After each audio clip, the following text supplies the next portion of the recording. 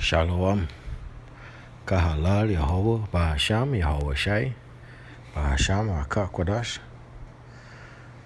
So Shalom to the Akyam, Akwat, that's out there, that's pushing this word in truth and sincerity. And double honors to the apostles of GMS and the elders who continue to feed the flock through the Spirit, through the real truth. This is Yasad from Trinidad, coming again with another lesson.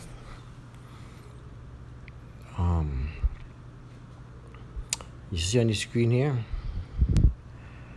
the past few days, the oil have been fluctuating a little bit, and then yesterday it just took a drastic fall until it reached zero for the first time in the history.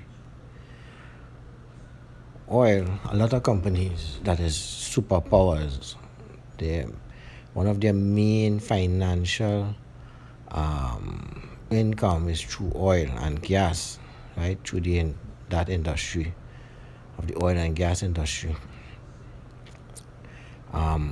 Like smaller countries, like some of the other Caribbeans, they depend on tourism. Other larger countries that have land depend on agriculture. Some is a combination of, different things. Some is actually manufacturing alone.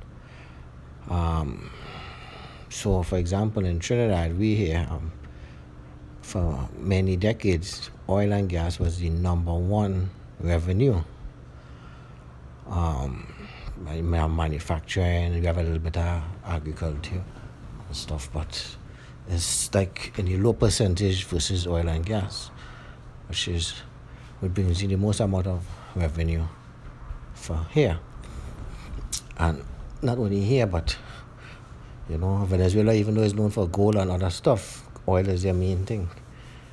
And now countries that depend on it, when you reach a state like this, and most of the time, like Trinidad, the budget is based on the cost of a barrel of oil in US dollars, right?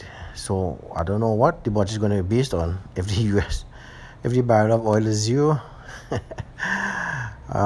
This is so funny. So, right, now they have so much oil in abundance, right, that here they're saying that they have to pay people to actually take the oil and store them. So they're automatically running at a loss. And all this is during this coronavirus pandemic, right? It is cramping the world revenues, the health systems, but of course the economies, because beside the oil, manufacturing cannot go on. Agriculture is on a slow. Most economies worldwide that is under lockdown, that's only allowing essential workers out, and the rest of the non-essential are to close. People with small shops, businesses, groceries, even taxis is feeling the brunt of it, because now they have to run at like 50% capacity, etc. So everything is like a trickle down effect, but at the same time, if you look at it a little different, it's trickling down to all the other small, I would say small people, or the people of the lower class. They are the one that is gonna feel most of this.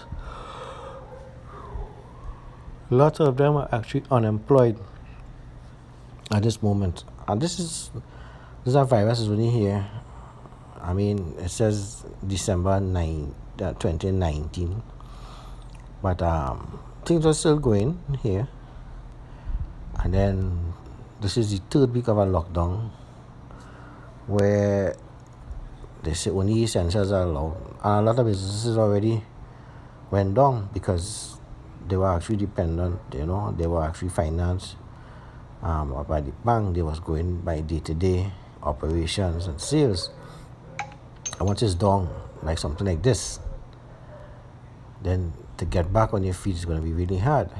Who have to pay rent? Who have to pay all the overheads? Not to mention how many staff they have to leave. They have to put on leave with no pay or even let them go. So, all this, as Elder Apostle Taha says, the year of prophecies, because this is where a lot of these things gonna happen, and all this is to basically put the people on with their backs against the wall and pushing them in such a way that they have like no choice, but they will do whatever that needs to get done or need to do for food on the table to help the family and sustain. So that also comes back to Second Ezra's prophecy with the famine, and the pestilence and the plagues. Now the other thing that comes with this dropping of the price of oil, right, is eventually it's gonna, as we expect, that the dollar is gonna crash, what economies are totally crashed and is already heading right now way down. Because if you're dependent on the oil and it's down like zero, so I think it reached a point it was minus $6 and something US a barrel. Then if your country is dependent on that, then your economy is basically already crashed, right? And then what that is going to eventually lead into is when things so-called start back, besides the vaccination and stuff, is gonna, most countries that could have done it before but couldn't find like a best time to do it, now is the best time, they're saying, to do things and start things a little different before the COVID-19. One of the things is actually a cashless society, right? So here's cashless society describes an economic state whereby financial transactions are not conducted with money in the form of physical banknotes or coins, but rather through the transfer of digital information, usually an electronic representation of money between the transaction parties. But then, what's the big thing? Because the thing is that we all used to use credit cards and stuff. So you kind of say that we cashless, right? But then we still had cash. So now it's time to usher like total cashless, which means beside the credit card, they're gonna add your money at a digital form, which is in the form of a chip, of a RFID chip, right? So this is the Guardian. This is what the chip looks like. It's as small as a grain of rice. And you see the rise of microchipping. Are we ready for technology to get under the skin? Right? And a lot of people are already being chipped, like in Sweden and even in the United States, some places in Europe. And some people are already being chipped. Right? This is a while now. One of the things, or one of the people that actually pushing this for a long while, and we thought, well, we would have gotten this even before, but I think just nothing happened before its time. Right, so I'm just going to read it very quickly here. August 1st, 2017, workers at 3 Square Market, a Wisconsin-based company specializing in vending machines, lined up in the office cafeteria to be implanted with the microchips. One after the other, they held out their hand to local tattoo artists who pushed a rice grain-sized implant into the flesh between the thumb and the forefinger.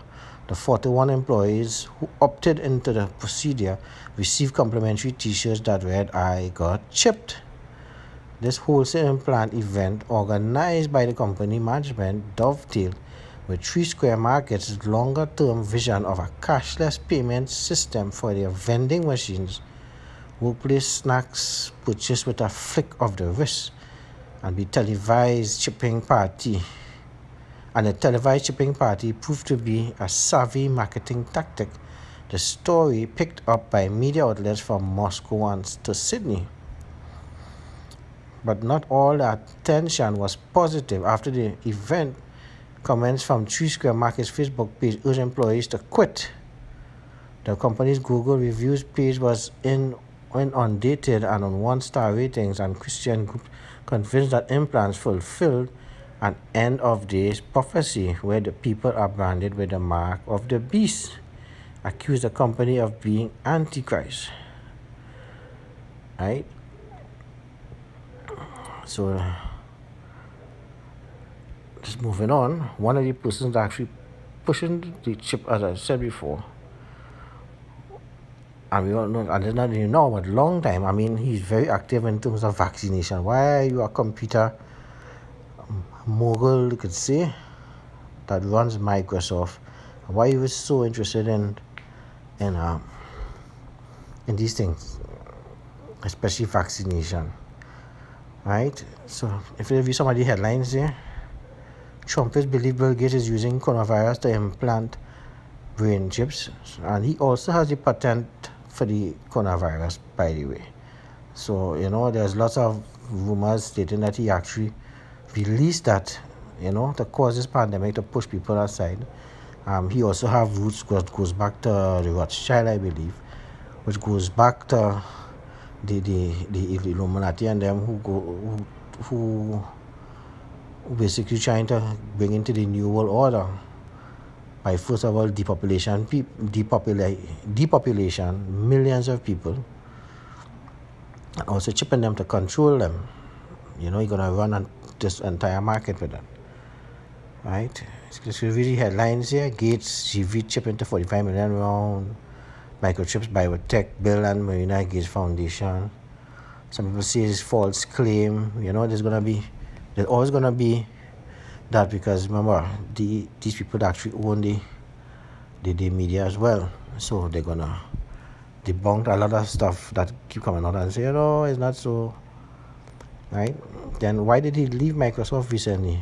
As soon as just before this coronavirus starts, they all knew what was going to happen. Bill Gates wanted people to help fight off diseases, and then I think I saw something quickly here. Why they went into Africa, right?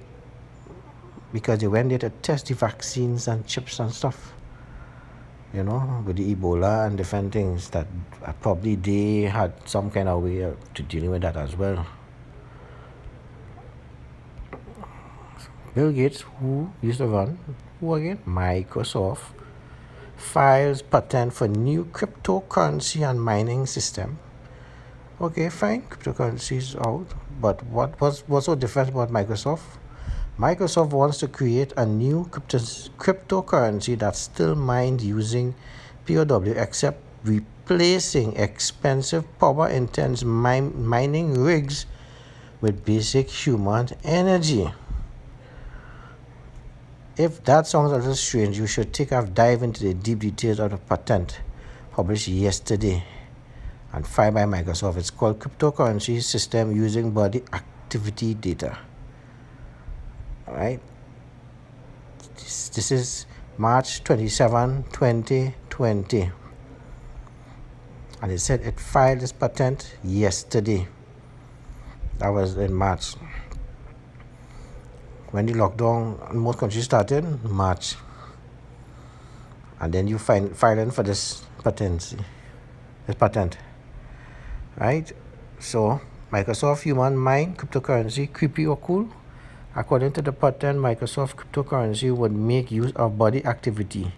This would allow individuals to mine crypto and replace the need for ASICs.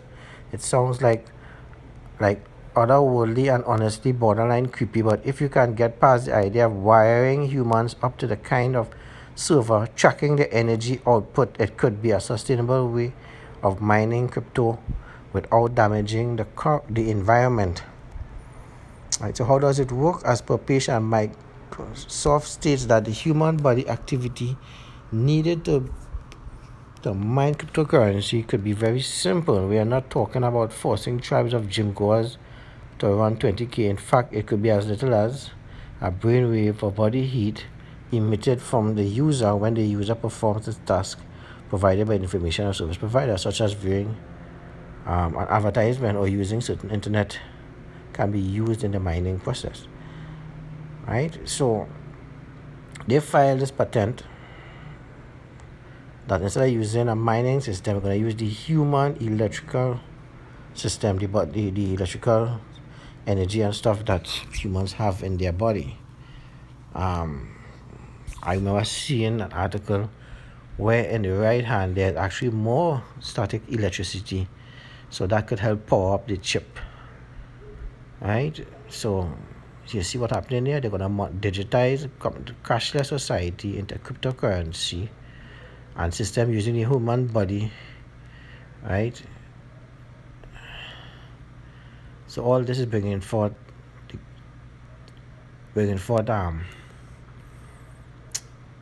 the microchip. And I had a little article to read here. Let me see if I still have it here. I think I had. Let's see if I get it back.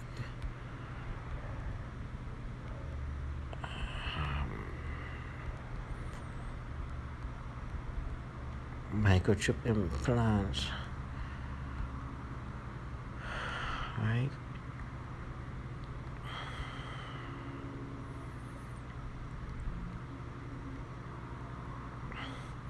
So microchip implants are essentially cylindrical barcodes that, now the barcodes, if you look and research properly, the first two lines, the middle two lines, and the last two lines are actually 666. Right. So continue reading here. Barcodes that, when scanned, transmit a unique signal through a layer of skin, mostly they that have been used to organize products. So once you start putting that, you become a product, right? Or warehouses, or identify livestock. You come like a livestock, like an animal to them, because you're gonna be chipped. You're gonna have that mark, right, with a unique reference code that is you. That if it's not a barcode, is identification. That's saying this is X, this is Y, and they're only going to be unique to you, right? And stray pets, though there have been some human experimentation, right? So at the end, you're going to end up right back where you started, and right back here, right? Slavery is a system in which principles of property law are applied to people, allow individuals to own, buy, or sell other individuals, right? A slave is unable to withdraw unilaterally from such an arrangement and works without remuneration. Now, this digital currency is, this cloud that was invented. Are your photographs really, they're physical? You used to have your photographs in an album and you can touch it. That is no longer there. It's actually a cloud system now, that you think that is your photograph, but they own it because you have to enter a password, and without that password you forget it, you could lose everything. Is it really yours? And the same thing with this chip. When you get chip, you're not going to be yours, you're actually going to become a product. You're going to be owned by them because they're actually going to control that system. You are not in control of that digital system. You are just taking part of it. And that is one way that they could actually control you, right? By you having to conform with what they say, or else they just either stop everything, erase it, etc. Right? Put it on hold. They could add, they could take out. And at the end, they have total control over you. Right, so just want to bring out just one precept. I mean, this wasn't really a lesson of precept, but more or less a lesson of what is to come. And one of the main thing is the chip, right? Attack from 15. This is Revelation chapter 13, verse 50. And he had power to give life unto the image of the beast, that the image of the beast should both speak and cause that as many would not worship the image of the beast should be killed. Right? So that is going to come, because that's when they actually reach the point of forcing you. I think initially it's going to come in a voluntary matter, but I think it wouldn't be long after that they're actually going to force you. Verse 16, and he causeth all, both small and great, rich and poor, free and bond, to receive a mark in their right hand or in their foreheads. Verse 17, that no man might buy or sell, save he that had the mark, or the name of the beast, or the number of his name. Right?